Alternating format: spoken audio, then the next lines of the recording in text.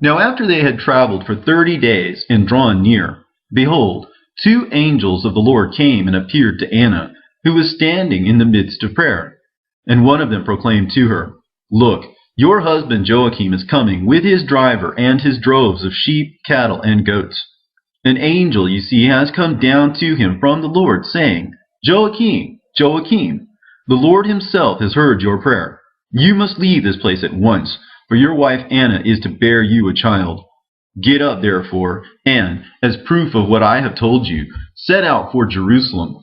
And when you reach that entrance which, because it is overlaid with gold, is referred to as the Golden Gate, you will meet up with your husband, whose safety has so concerned you, for he is coming back to you.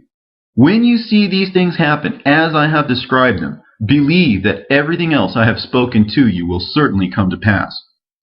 So with all speed, she and her maidens went out to greet him.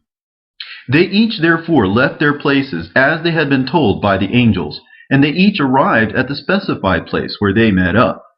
Anna, nearly exhausted from standing and waiting at the gate so long and praying for him to show, lifted up her eyes, and behold, she saw Joachim approaching in the distance with his droves.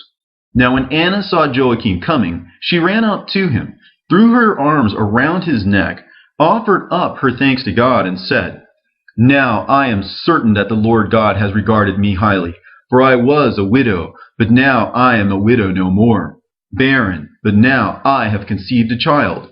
Then they, exulting in their respective visions, and fully convinced that they would bring forth a child, paid their debt of gratitude to the Lord, who honors those who exercise humility.